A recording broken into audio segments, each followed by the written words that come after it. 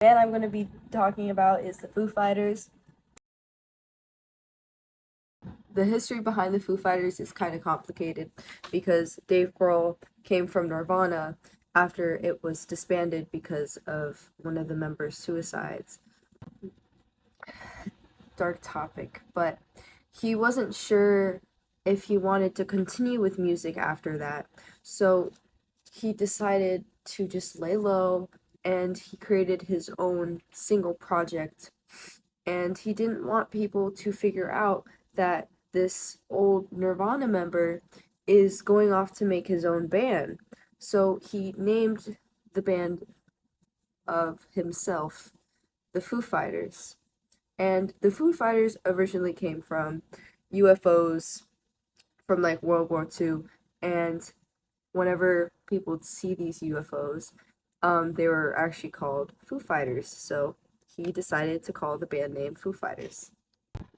Dave Grohl, actually the one who made Foo Fighters, did not like the name at all. After a while, he just, named it because he didn't think it was gonna take off. He was just like, "Oh, I'm just gonna name it to name it," because he didn't want people to know that it was him. And whenever it took out off, he was like, "Well, this was a stupid name. Why did I name it Foo Fighters?" Me, along with Taylor Hawking, believe that it is a great name. I think it sounds cool. Knowing that it originated from UFOs, I think that's pretty cool. Some of their biggest influences were Queen, Freddie Mercury, Talking Heads, AC/DC, classic, Pink Floyd, and Johnny Bohem was one of David Grohl's like main people. He said he would watch him, learn the drums from him, mix up everything, and that's how he taught himself how to play the drums.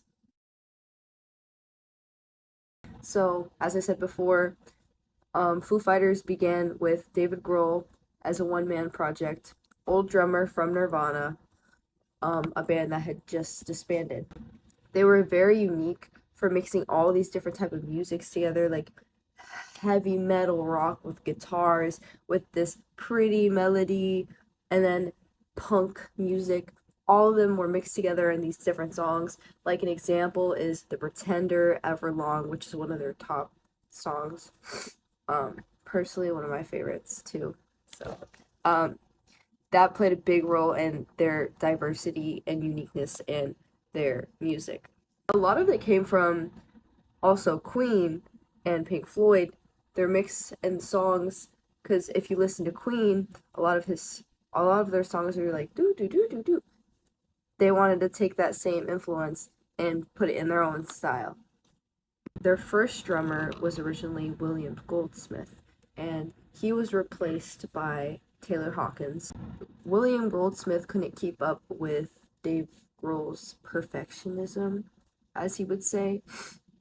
He said that it was too much for him, and he later decided to quit. So the Foo Fighters really took off in the 1990s with the big alt rock boom, and became really big for them. One of their biggest songs is Best of You, and it remains the band's highest charting hit in the US and UK. They still do tour to this day, but sadly, their drummer Taylor Hawkins passed away more recently, and they have to find a replacement for him. Greatly influenced Paramore and Ghost singer Tobias Forge. One major quote from Hayley Williams, Paramore. Foo Fighters are a really important band to everyone, the whole world, she said, but such an important band to Paramore. When I first met the guys, her band, there was a few albums that we talked about a lot, that we referenced a lot. Foo Fighters was a band that always came up, so you can really tell the influence they had on them. The Foo Fighters have won countless awards, from best rock song all the way to best music videos, and almost all their members have been inducted into the Rock and Roll Hall of Fame, with Dave Grohl inducted twice, one for Nirvana and one for Foo Fighters. In my opinion, my candidate for the most influential artist in the history of rock and roll is Michael Jackson. I love Michael Jackson. Aside from his like most popular songs, all his music videos are so different, they're so unique. It's like watching a movie and his music videos Like they were so big back then, they would go out and see them, like if it, as if it was like a new movie coming out.